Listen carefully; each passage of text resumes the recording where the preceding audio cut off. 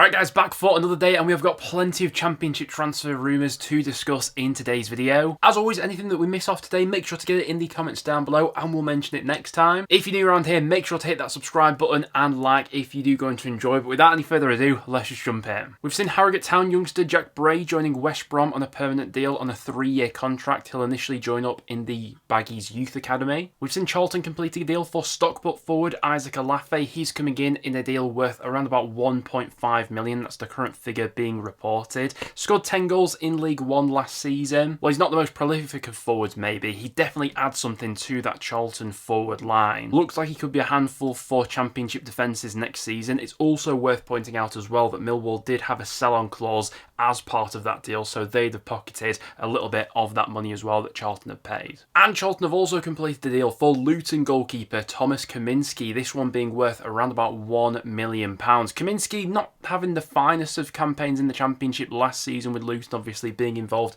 in that relegation, but in years gone by we've seen him being a top shot stopper at this level, particularly going back to his days at Blackburn Rovers. If he can get back to those sorts of levels next season, then I'm in no doubt that Charlton have got a very competent shot stopper there. And speaking of goalkeepers being on the move, Birmingham have agreed a season-long loan deal with Brighton youngster James Beadle. Obviously, Championship fans will be familiar with the 20-year-old from his loan spells with Sheffield Wednesday previously. Thought he was a little bit hit and miss last season, not gonna lie, Beadle, but he's still very young, still developing. I thought that from his initial first loan spell that he had with Sheffield Wednesday, looked like a very promising goalkeeper then, and I have seen him play really well against my side, North End as well, to be fair. Definitely a good goalkeeper in there, just as is the case with most youngsters. Definitely still got a mistake or two in him. But the deal I'm really excited about from a Birmingham perspective is they have got a loan deal over the line for Wolves midfielder Tommy Doyle, and this is the sort of signing that I think you make if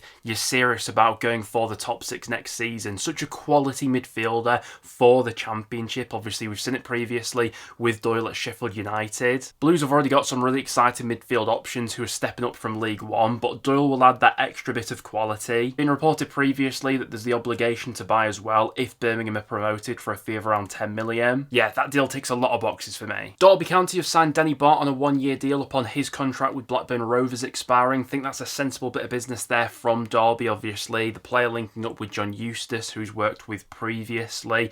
Obviously Derby in the market for a new centre-half after not being able to learn that Phillips back to Pride Park. Obviously he's since signed for West Brom. He's 34 years old. Plenty of experience in the Championship. I thought he was one of Blackburn's best players last season. Rock solid at the back. I think that one ticks a lot of boxes, especially on a free transfer. Andy Vyman has also returned to Pride Park. He's also signed from Blackburn upon his contract expiring at Ewood Park. Solid season last time around. Got 7 goals in the Championship, 9 across all competitions. 33 years old, so getting on a bit, but will add a little bit more in the final third, obviously. Derby were crying out for more attacking reinforcements last season. I think Vyman will give them just another option in that forward department. And another experienced player coming in at Derby is Richard O'Donnell. He's coming in from Blackpool on a free transfer. The 36-year-old goalkeeper will be coming in as, you'd imagine, another backup goalkeeper at Pride Park. Brandon Kersmaker has signed for Oxford United. He's joined for a club record fee. Like plenty of Championship transfers, it's officially gone down as undisclosed, but from what I can tell, seems to be in the region of around about 1.5 mil, maybe a little bit more than that. The Belgian midfielder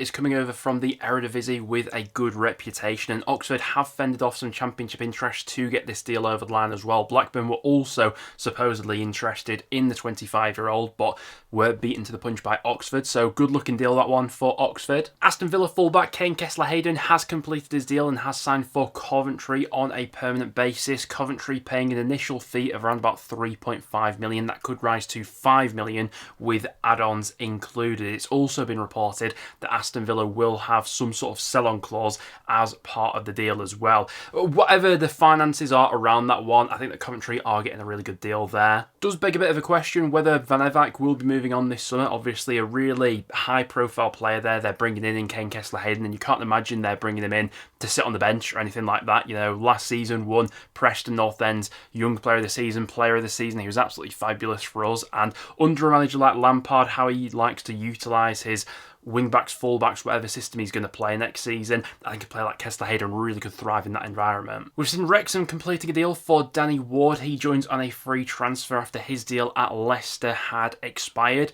A little bit conflicted on this one, really.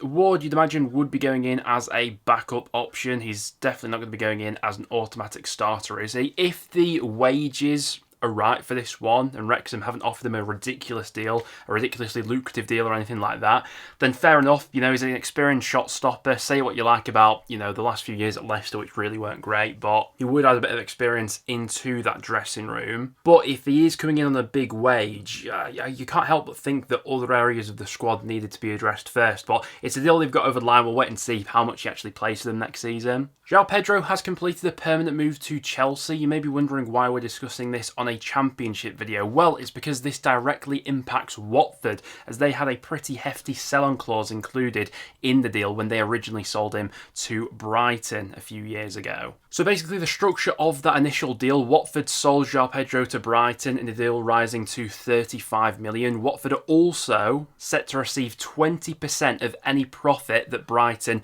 make on the sale of João Pedro, and as he's now moving to Chelsea for 60 million, that means that Brighton are making 25 million in profit. What's 20% of 25 million? That's £5 million that Watford are set to be banking from this deal. A very decent chunk of change indeed. But those are some of the done deals which have gone through in the Championship recently. Now, without any further ado, let's jump into the rumours. Plenty of Championship sides have been linked with Lawrence Shankland this summer. However, none of those moves will be materialising, as he's now set to sign a new deal with Hearts. West Brom in particular have been quite heavily linked with the forward. There are also some links to Southampton, a few other Championship clubs that were supposedly sniffing around. But despite all that interest and having the option to go to a few different places, I think there was even some interest from Saudi Arabia as well. He'll be sticking around in Scotland, it would seem. So with the option of Shankland being taken off the table, West Brom and other Championship clubs will obviously go elsewhere in the market, looking for a new number 9 ahead of next season. In the case of West Brom, it'll be interesting to see if they do push ahead with plans to sign QPR forward Charlie Kelman, who they have been linked with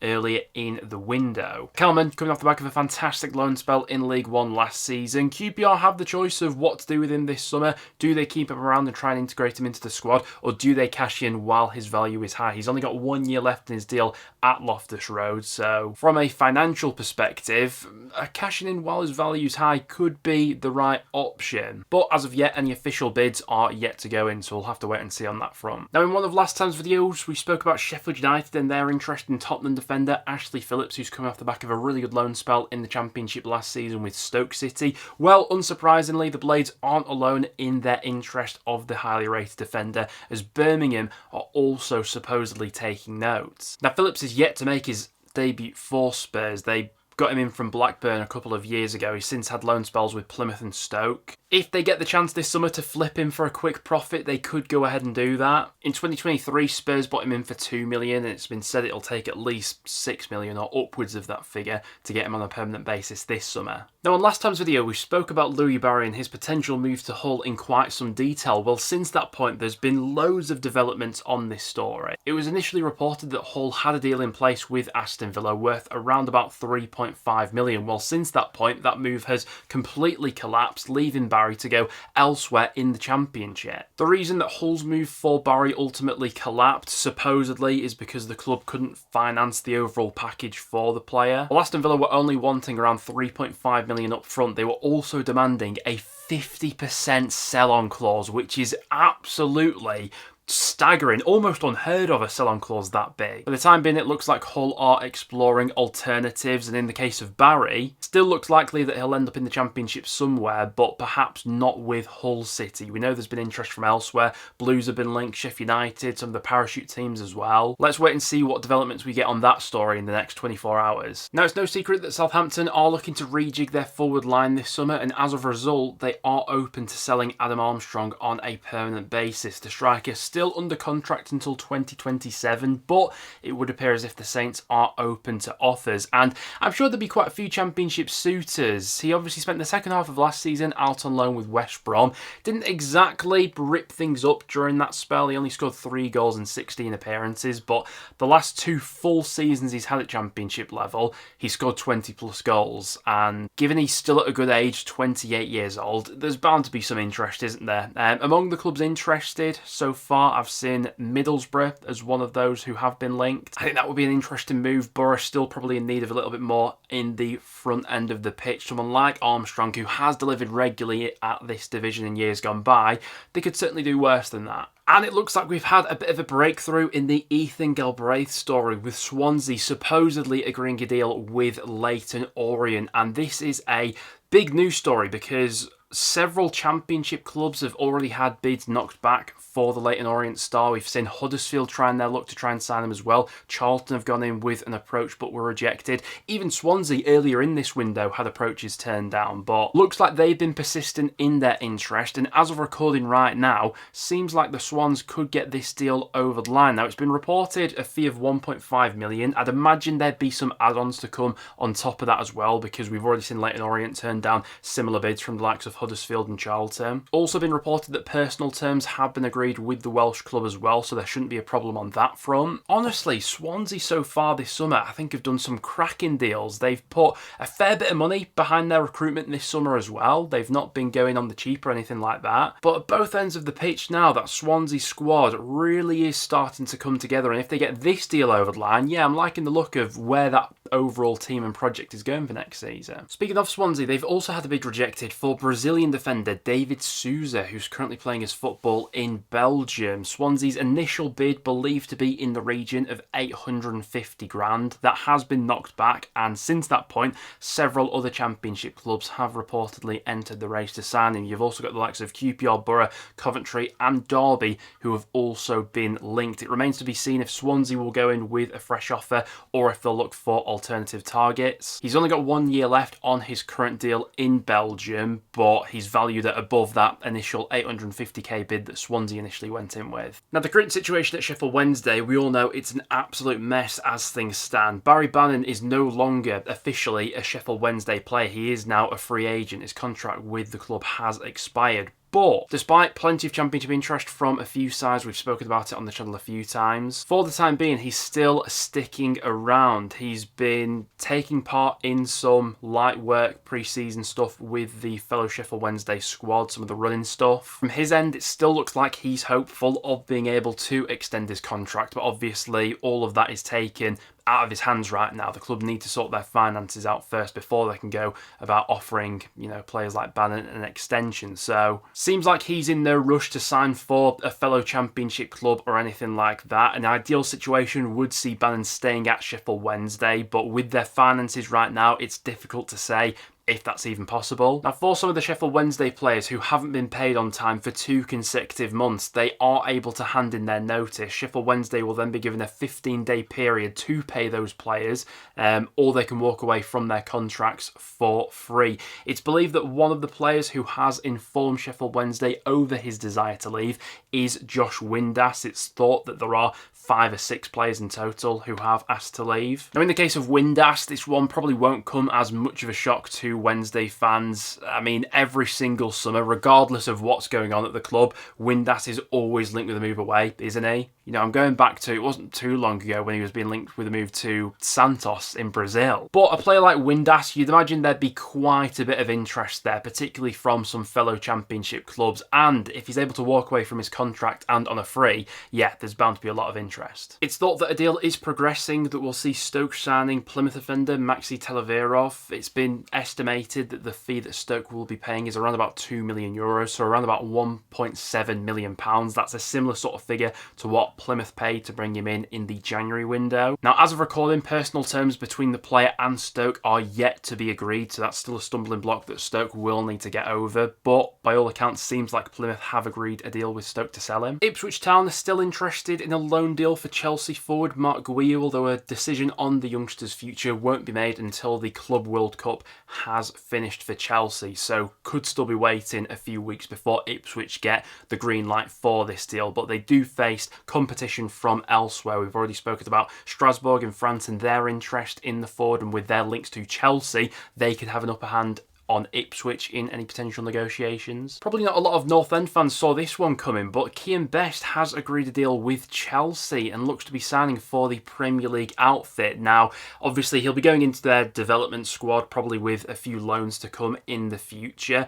The worst point of this all from a Preston perspective is the fact that we didn't even offer him a new contract, so won't be due any compensation for this deal.